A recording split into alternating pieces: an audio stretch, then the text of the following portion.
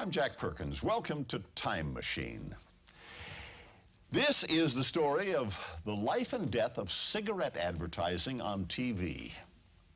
This is a real television drama.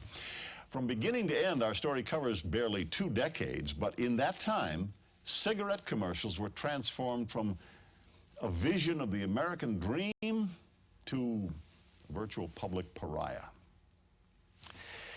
For years, television and tobacco represented the perfect marriage of medium and message, a message so effectively conveyed in the golden age of television and visible through the haze of cigarette smoke. The Frank Sinatra Show, brought to you by...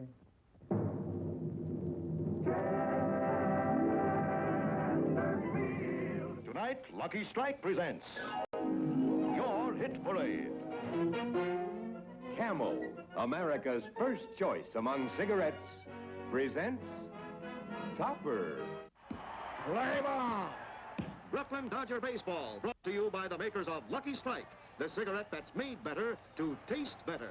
Be happy, go Lucky Strike today. The makers of Camel cigarettes bring the world's latest news events right into your own living room. Sit back, light up a Camel, and be an eyewitness to the happenings that made history in the last 24 hours. The Camel News Caravan presents Today's News Today. The cigarette people spent a tremendous amount of money on television. The shows were sold directly to the advertiser paid for them, and the advertiser decided where to put them, what network, what time periods. Chesterfield brings you the Perry Como Show, all the top tunes on TV. Chesterfield is best for you, much milder, better tasting too. They're today's best cigarette buy. Come on, smokers, why don't you try? Chesterfield, best for you. Chesterfield, best for you. King size, regular, either way. Make it Chesterfield's today. Advertisers controlled literally all of the daytime programming, and the primetime programs were all controlled by advertisers. The cigarette companies had a great deal of clout with the networks and were able to place their programs basically where they wanted them. That Philip Morris, for example, was a company that had a great deal of clout with CBS. Philip Morris, America's most enjoyable cigarette, presents the Lucille Ball Desi Arnaz Show, I Love Lucy. Lucille Ball and Desi Arnaz would become million-dollar stars, but the product they sold would be a billion-dollar business. From the show open to the final fade, selling was what it was all about. Lucy and Desi wouldn't even go to their separate beds without one last puff. How about a good night cigarette, Ricky? Thank you, Lucy. Nothing but the best, huh? That's nothing but Philip Morris. The cigarette companies control the show. Their agencies usually owned the show. They made all of the content decisions, and the only negotiations that we had with our clients was price and time period.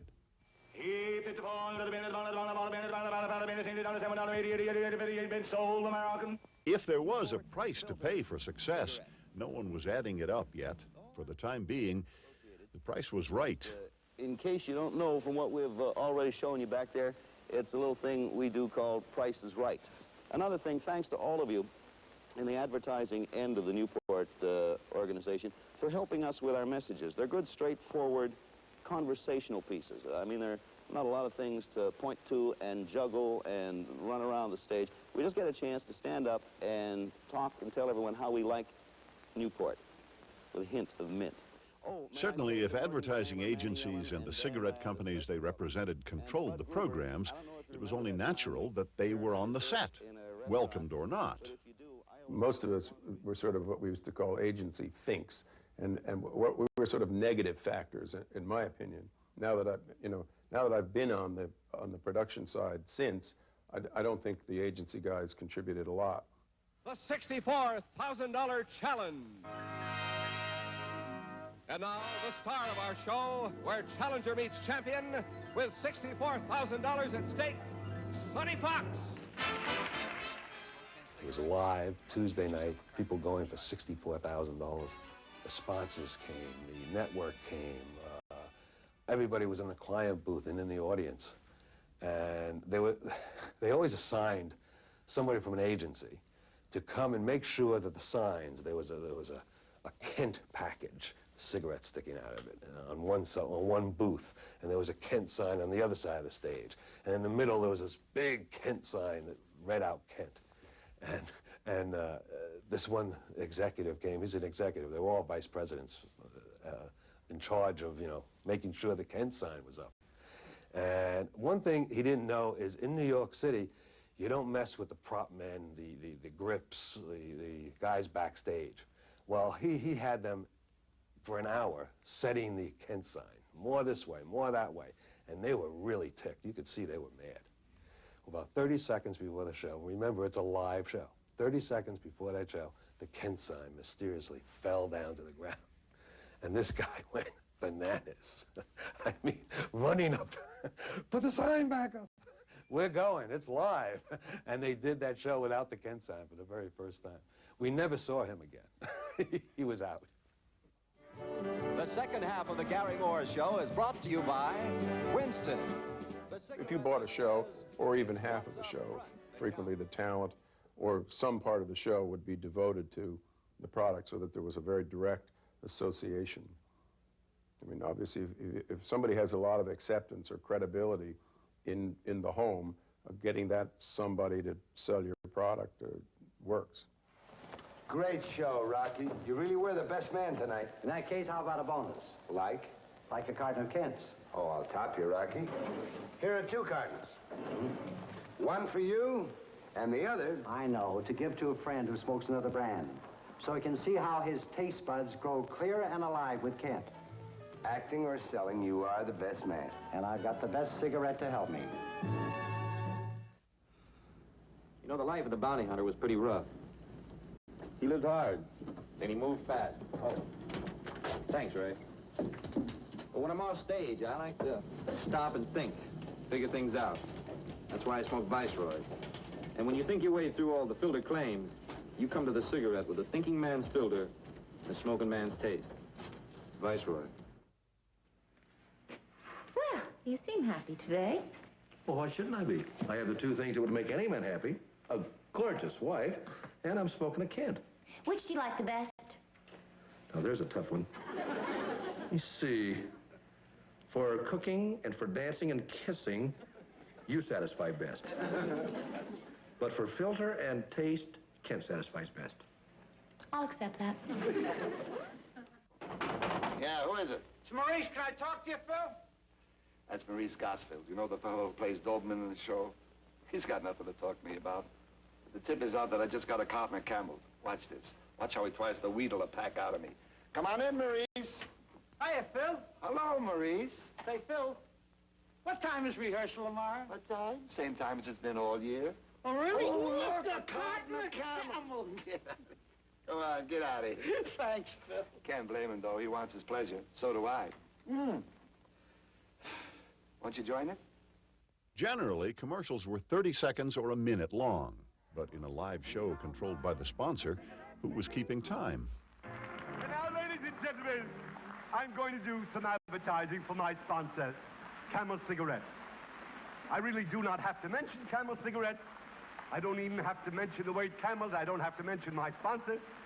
I don't have to, but the unemployment agencies are jammed.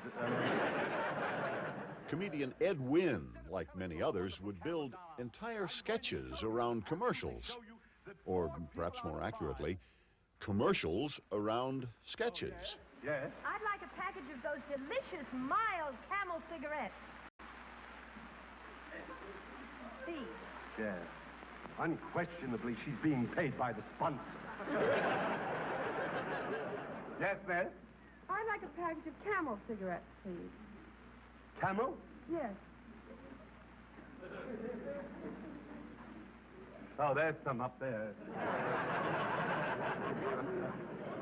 There you are, miss. Thank you. You're welcome. Oh, you better make that 2 packages.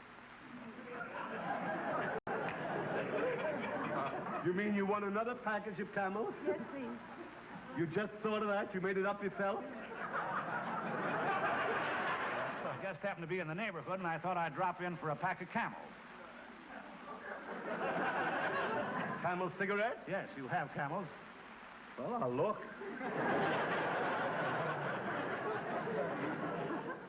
No. This hand? I want a pack out of this carton.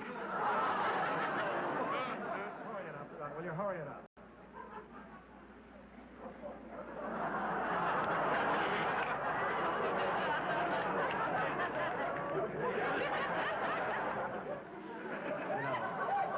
This is a disgrace. You call that advertising? You've been at it 3 days. Where's that carton of Camels? What carton? Get another carton of Camels. Get another carton yourself. Before it was over, Camel received more than 11 minutes of non-stop commercial time on this Edwin Show advertisement.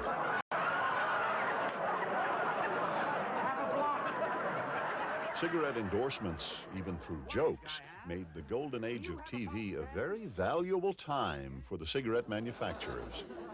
Now we're getting somewhere. A lucky strike, eh? What made you think it was a lucky strike? I ain't talking. What made you think it was a lucky strike? Because it was so round, so fine, so fully packed, so free and easy on the draw.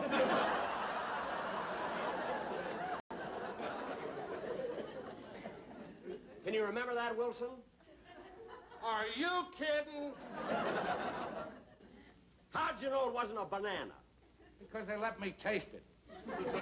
It was a lucky strike, all right, because luckies taste better, cleaner, fresher, smoother. Lucky strike, lucky strike. You have to remember that cigarette smoking was an okay thing to do. But up on Broadway, there was a billboard with a hole in it that blows out smoke rings.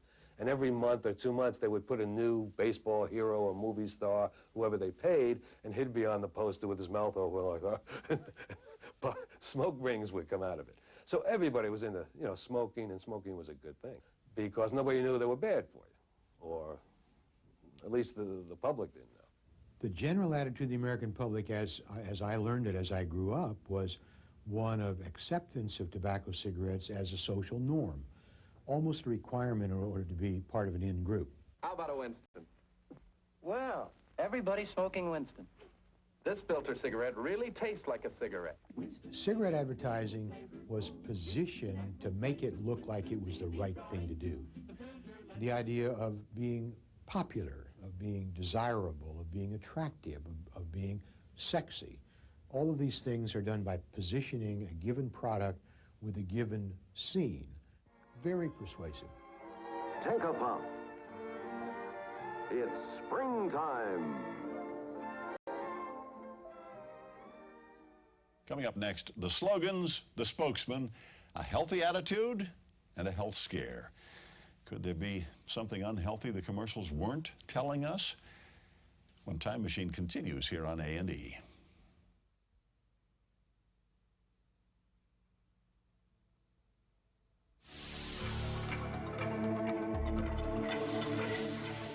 Now I'd like to offer you a Philip Morris, sir. I wonder if you have one of your own brand handy, do you? I certainly do. Now I want you to light up one of these 2 cigarettes and let it come slowly through your nose. That's the way, sir. That was the Philip Morris first, is that correct? That's right. All right, let's try exactly the same thing now with your own brand of cigarette. Here's a light for you, Mr. Adams. Remember, through your nose now. All right, sir, by your own choice. Now, what difference did you notice between the 2? As a matter of fact, quite a difference. Cigarette advertising. From its inception, it represented TV selling at its best. Straightforward, uncomplicated, unrelenting. It took a product, told us why we wanted it, how to use it, when to try it. If not in truths, it told us in plain, simple, and memorable terms. Are you smoking more now, but enjoying it less? Light up a Kent, and you've got a good thing going. A name you can trust. A treat you can trust. It's a real tobacco taste. It's America's finest cigarette. Lucky's taste better.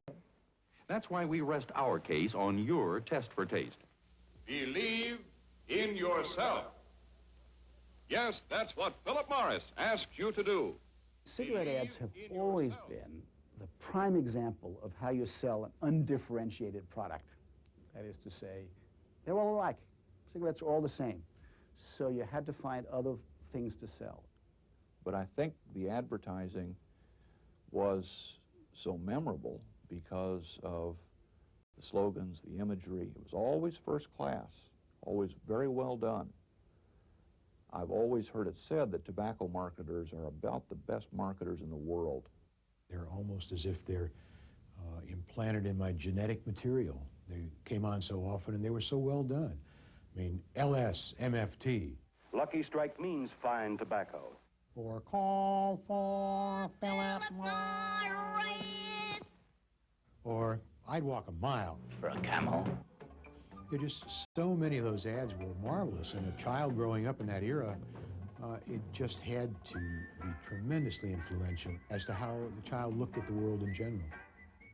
The sales pitch was even more effective when it was done one-to-one. A smooth-talking spokesman speaking to a susceptible buyer. Boy, that's good, especially when it's a Lucky.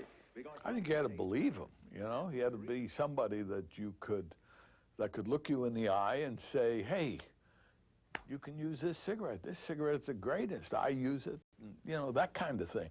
As for taste, I can only point to the fact that last year, more smokers changed to Kent than to any other cigarette in America. They must like I can see their faces as I think back. Dennis James is one I obviously remember. And people like him who did stand-up commercials, in effect. I mean, they were really salesmen. Folks, this is Dennis James. You know, they ask you to do a lot of things with cigarettes today. They ask you to sniff them, to try them on your eyes, to try them on your nose, to try them on your throat. Well, I'm going to ask you to do something that's completely revolutionary. I'm going to ask you to smoke a cigarette to see if you like it. Yes, But Dennis James sold a cigarette the way Sinatra sold a song. For your own rich, wonderful pleasure, because that's important. Yes, sirree. Yes, pleasure. Real pleasure. At that time, we said if you smoke for pleasure. You know, in one of my commercials, I said something about the people tell you they smell good, or they this good, or they are that good. All I'm telling you, if you enjoy a cigarette and smoking for pleasure, you'll get a treat instead of a treatment with an old gold cigarette. So give them a try. Okay? Okay. Smoke the cigarette made by tobacco men, not medicine men. Get old golds today. Certainly an endorsement from a cool TV announcer or an affable host was effective, but cigarette manufacturers enlisted an even more believable figure from 1950s middle-class life, the family doctor.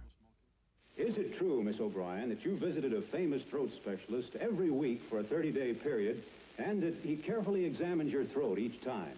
It is. Is it true that you smoked Camels and only Camels during those 30 days? That's true. Will you tell us what the doctor told you? He said there wasn't any sign of irritation in my throat from smoking Camels. And have you anything to add to that statement?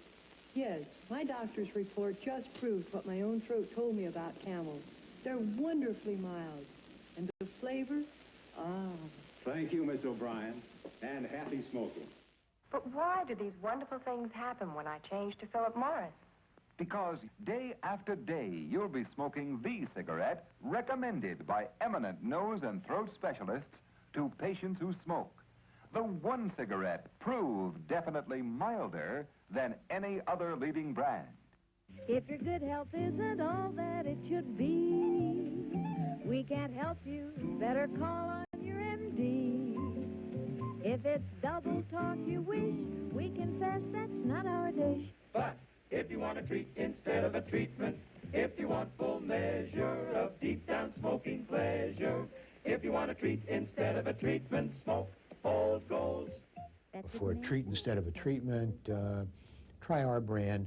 It was a very calculated effort to sow seeds of doubt into the average person who was now being told by doctors' organizations and by medical journal articles that there was real health hazard in smoking tobacco cigarettes.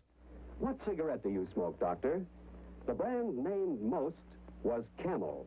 This wasn't a hard thing for them to prove because it was the leading selling cigarette at the time, so more doctors, more plumbers, more housewives, more of everybody smoked Camels than any other cigarette. The makers of Camels are pardonably proud of the standing of this cigarette among doctors.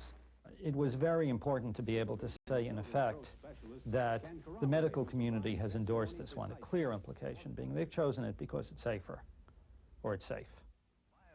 If Americans bought the doctor's prescription for Camel cigarettes, and they did, then competing brands reasoned that they could boost sales in kind with other professional endorsements. The favorite cigarette of scientists, educators, bankers, and lawyers is Kent. Perhaps the irony of what we know now and how little was understood then is no better illustrated than in a naive relationship between the Heart Fund and Old Gold cigarettes. A special edition of Ted Mack and the original Amateur Hour. The makers of Old Gold cigarettes present Ted Mack and the original Amateur Hour.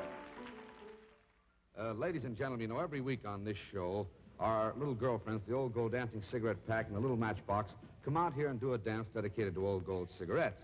So we explained to them that this week, after all, we were just dispensing with commercial announcements, so both of them very cutely wiggled the box a little bit and said, well, can't we dance for the New York Heart campaign, the 1950 Heart campaign? So I spoke to Ted, and Ted looked up at me and said, Dennis, I think they should. And I think they should, too. Right now, it's the Old Gold Dancing Cigarette Pack, the Little Matchbox, their contribution to the Heart campaign as they dance to How About You? Here they are.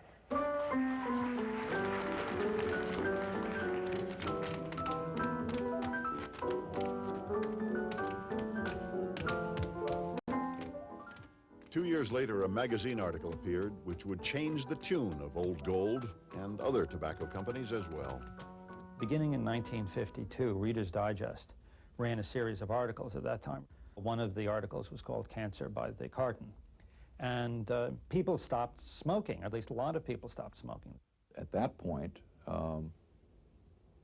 the entire debate changed, and the way people began to look at smoking as an issue changed. Mr. and Mrs. United States, the topic of very great interest this week was the controversy over cigarettes and cancer of the lung. Now, my editorial opinion is this. The scientists may be unconvinced that the cigarette is guilty, but I am fully convinced that it is very far from innocent. They were starting to say, hey, cigarettes cause cancer, and doctors were saying cigarettes cause cancer, and they said, look, we better change our attack, and we better say, you know, here's a cigarette you can trust. And I said, that's silly. Remember what I say about it? Integrity. Somebody else would have to say that. It would not be right, me all those years on the air saying, we're tobacco men, we're not medicine men, and all of a sudden I got a PhD in psychology or something. Now I'm going to be a medical man. I said, no, look, I've got 2 years left on my contract. I'll step aside without any remuneration of any kind, and if this cancer scare goes away, if this falls, I'll come back. Well, it never went away. What was the impact of the so-called cancer scare of the early 1950s? Well, sales dropped initially. The tobacco industry conducted research, and advertisers found new ways to market cigarettes.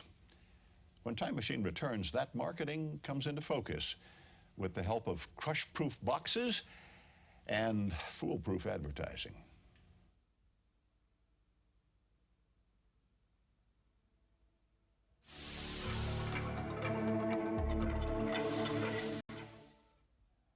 By the mid-1950s, more than half of all adults in the U.S. smoked. But what brand? If the first wave of cigarette TV ads were designed to get people hooked, then the second effort was to develop brand loyalty. That was a real marketing challenge, and it was achieved right where Madison Avenue crossed Tobacco Road.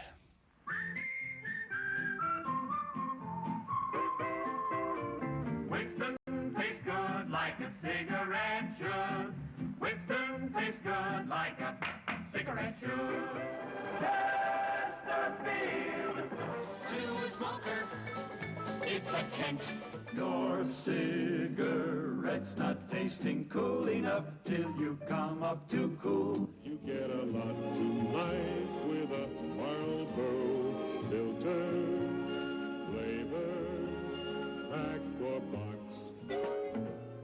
Light an oasis and you'll say, here's the freshest taste in smoking today.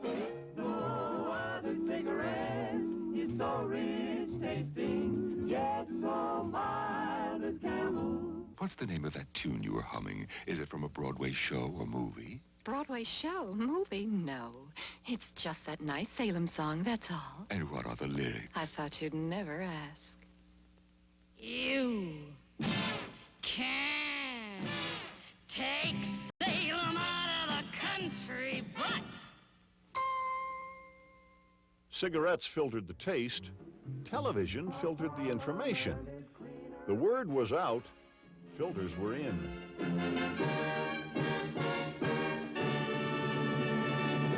The world's most thoroughly tested filter.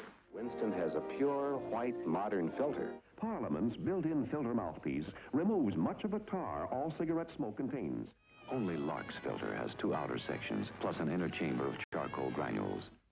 Compare extra filter length for Spring's lighter taste. Deep set, recessed filter, set deep to let you smoke clean. What is filter smoking coming to? With a crowded marketplace, advertisers looked for new gimmicks to sell cigarettes. They stretched them a silly millimeter longer. And that takes some getting used to.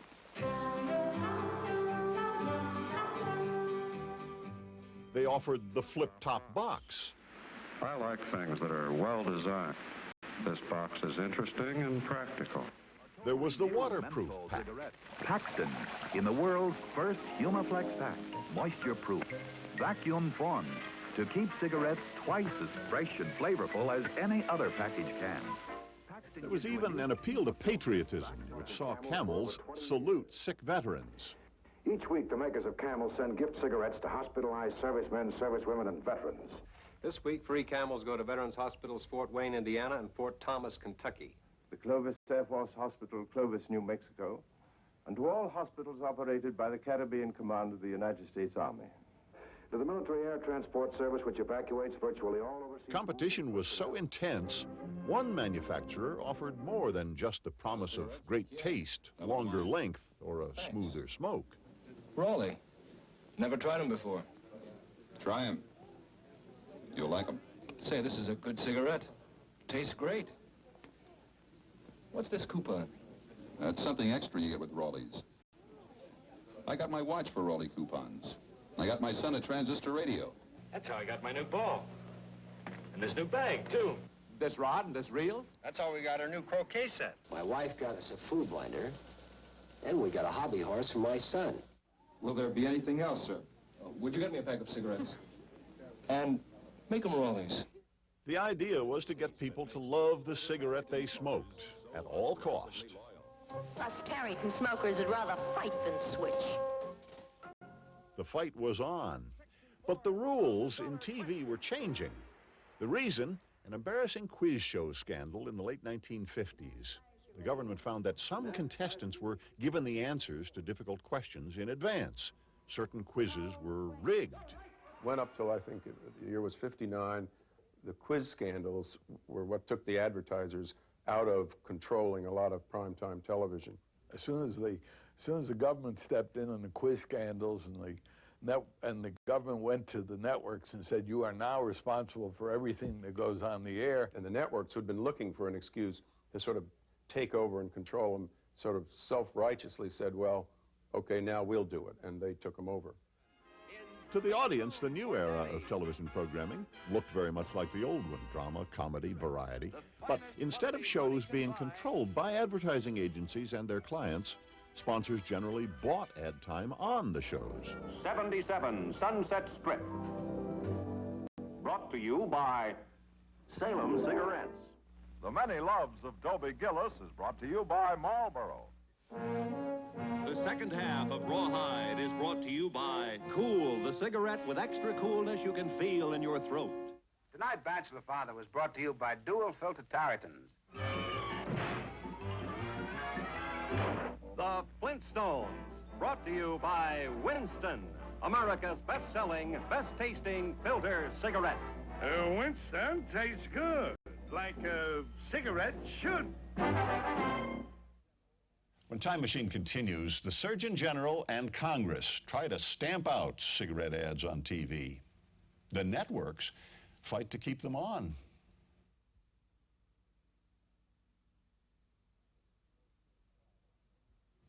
Where there's smoke, there's fire. When it came to the tobacco industry in the early 1960s, the fire was started by a burning question.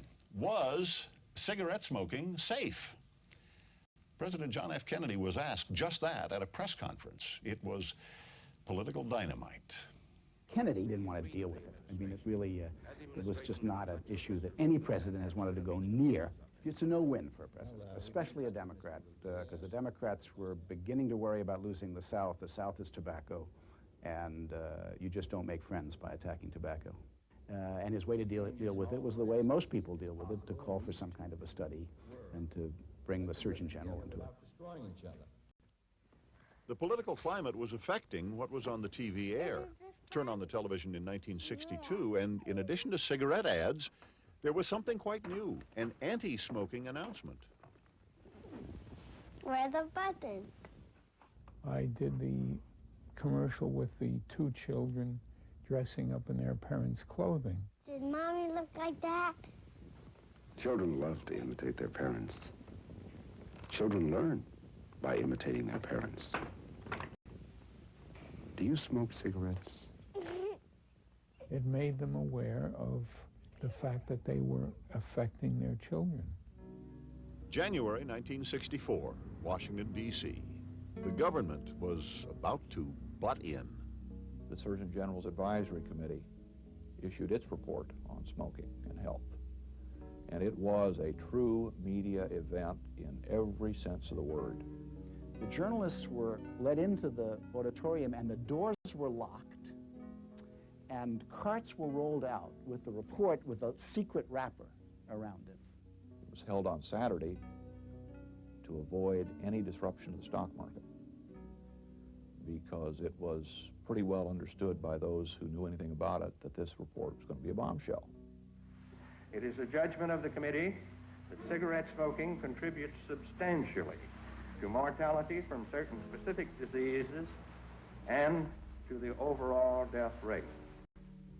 And it had a dramatic effect on the industry, on sales, at least temporarily for that first year. And like a lot of industries, the tobacco industry wasn't terribly sophisticated in dealing with the news media. They were sophisticated when it came to their marketing, the advertising side of it. But in responding to an aggressive, almost hostile media environment, they had no experience. I think what happened is that the Tobacco Institute put out a dragnet for every scientist that could breathe around the world to identify the 38 scientists who one of my colleagues called the Flat Earth Society, the scientists who still believed there wasn't enough evidence. And they brought them in one after the other to testify that they just weren't convinced the evidence was in. It was beautifully orchestrated. Studies and counter-studies fueled the debate. Pressure mounted for Washington to take visible action. The Federal Trade Commission acted shortly after the Surgeon General's Committee report to require a warning, putting the warning label, a very mild warning label on the package. Remember, caution, cigarette smoking may be hazardous to your health. The labels were not required on TV ads. Senator Robert Kennedy soon picked up the torch. He summoned the heads of the tobacco companies to Washington for a meeting, and they came. He had no power as a chairman, he just was Bobby Kennedy, Senator Bobby Kennedy. And he said to them, you've got to do something about cigarette advertising. And he said, I think maybe you ought to get off television at least before 9 o'clock. And he made them very nervous, but they didn't do anything about it. If they were to go, what would be the catalyst to get them off? What happened was I was sitting watching football games one Thanksgiving afternoon with my father, and just watching the whole collection of commercials. It was the most widely advertised product at the time. Suddenly something clicked. a rule, a principle, the fairness doctrine, something I had learned about in law school, might be used to do something about this problem. Here's something else you ought to try, and soon. Lucky Strike. The fairness doctrine is a rule of the Federal Communications Commission, which says that if a station chooses to broadcast one side of what they call, quote, a controversial issue of public importance, end quote, they must provide some time, not equal time, but fair time for a presentation of the other side. Well, I thought the fairness doctrine might pertain to cigarette advertising simply because the words controversial issue of public importance certainly applied to cigarette ads. They were presenting one side, that smoking made you glamorous and sophisticated and sexual and so on and so forth. They weren't telling the other side. I decided to try and see if we could apply the fairness doctrine to cigarette commercials. The papers were filed. Now, the waiting game. We never had a hearing. There was never a response. There was never an oral argument. There was never a presentation of evidence. There was nothing. And suddenly, in June of 1967, the FCC came down and handed down its decision. I found out later they hadn't really given it much thought. I was told that the whole decision was arrived at during a coffee break in another, to them, much more important proceeding. And they just kind of got around, yeah, sure, it applies. Why not send the kid a letter? And off it went. John Banzhaf, the man who fought the cigarette companies and won under the fairness doctrine, worked for a law firm whose major client was Philip Morris. In fact, Philip Morris even owned the building. Banzhaf left to form ASH, Action on Smoking and Health. When Time Machine returns, the final battle over airtime and a surprising turn of events.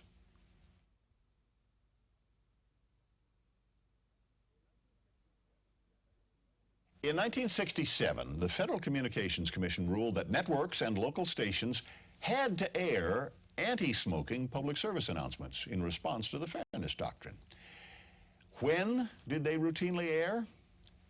After everyone was asleep? For a long time, we were running them in anything but prime time. 2 o'clock in the morning was a perfect time for anti-smoking PSAs as far as we were concerned. Here are 4 good reasons for quitting smoking.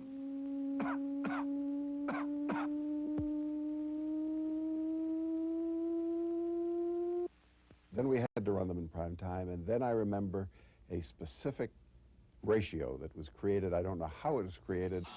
For every 3 that we accepted, we had to allocate a commercial time period in the same day part for one anti-smoking PSA. How about you? For your health and well-being, quit smoking. Kick the habit and join the unhooked generation. But in this particular situation, there was a press conference held at the Federal Communications Commission, and a reporter asked Henry Geller, who was then the general counsel of the FCC, well, what's fair? Do you think one anti-smoking message for every 3 cigarette commercials might be fair? And he said, yes, I think that might be fair. Well, that was a wonderful thing for us, because Geller later told me if somebody had said 5 to 1, he probably would have said yes, maybe even 7 or 10 to 1. This time, they really mean it. They've absolutely quit cigarette smoking.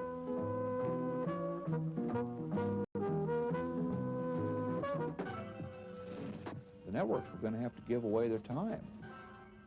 And nobody who has a product they are selling enjoys the prospect of the federal government saying, you're going to have to give 1/3 of that away.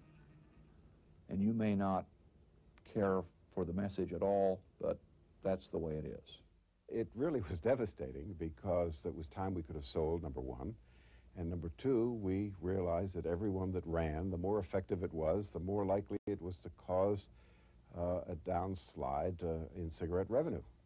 What the tobacco industry found was that for every 3 or 4 commercials they ran, our side got an anti-smoking message. Ours were much more effective than theirs in the sense that consumption was dropping, so they definitely wanted to get off the air and stop advertising on radio and television.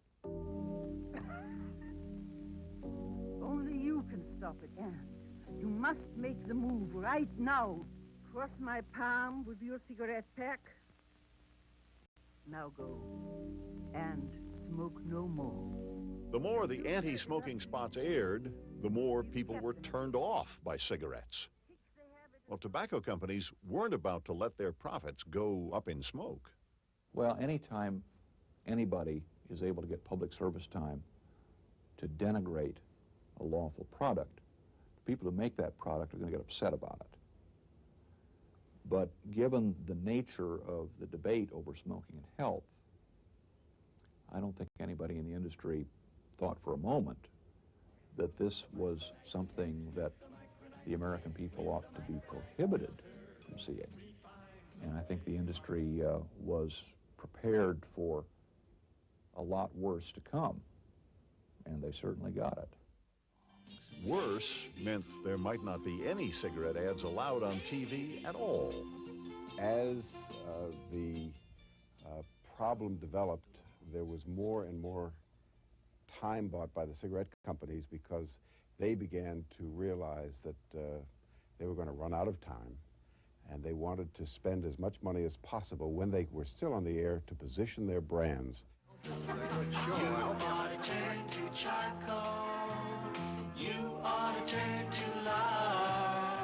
It soon became clear that the television and radio environment was extremely unfriendly. Who in their right mind would want to continue advertising under those circumstances? To continue advertising would mean the continuation of anti-smoking announcements. And in time, they would become even more effective, more prolific. The tobacco industry went to the smoke-filled rooms in Congress with a plan of escape. First, they thought that they asked Congress to give them an exemption from the Antitrust Act so they could get together and agree among themselves, make a contract not to do any more advertising. It would have been a violation of the antitrust law, ironically, if the companies got together and agreed to get off television, and no single company could do it. Clearly, cigarette companies wanted out. Broadcasters, meanwhile, were finding themselves in the position of losing cigarette ad revenue for the greater good of the country. Were they willing to be so magnanimous? Once the tobacco industry came to us and said, we're ready to get off television, the networks panicked. And so the battle royal was between the tobacco industry, who wanted to get off as quickly as possible, 69 if they could, and the broadcasters who wanted to keep them on the air as long as possible so they could fill up that spare time. The networks were predictably uneasy, furious perhaps, because they could see a virtually irreplaceable source of revenue going right out the window. And they then came up with their own alternative. They came to us and they said, we have a proposal. Instead of a ban, we would agree to advertise only cigarettes which are low in tar and nicotine. No deal. Congress, the Surgeon General, leading health experts all said cigarette ads should go. And the tobacco companies went to Congress and they said, listen, we've gotten religion. We realize that selling cigarettes on television may appeal to young people, and we don't want it to happen. It's the wrong crowd watching it. We made the very tortured, long, thought-out decision in 1969 then to voluntarily withdraw from radio and television. This is never an industry that's done anything altruistically or because they believe in the First Amendment or for any abstract thing like that. There's only one thing this industry has ever focused on, and that's bucks. So the next big step was the 1969 Cigarette Act, which banned cigarette commercials effective January 2nd, 1971. 1 minute before the ban, 11:59 p.m., January 1st, 1971. Viewers of The Tonight Show saw history in the making, an end to one era with the acknowledgement of another. You got Virginia Slims now, baby. You come a long, long way. Tobacco industry people come in and say, oh, you know, we're not going to fight this and we'll obey the law. We'll never spend anything near what we spent on television advertising for print or broadcast advertising, print or newspapers or magazines. We won't increase our expenditures, and Congress left the tobacco industry alone for more than a decade. It wasn't until 1984 that Congress addressed and passed significant tobacco control legislation when they strengthened the warnings. So they got a 15-year ride out of getting off television. I think you had to take it off. I think anything that that can damage the public should not be advertised. If cigarette advertising was going to be banned, it should have been banned on all media. I could not then, and I still cannot accept singling out a single medium for that kind of prohibition. It just doesn't make sense. Once we knew that smoking wasn't good for you, I think it makes a lot of sense to take it out of the one medium which sold it the best.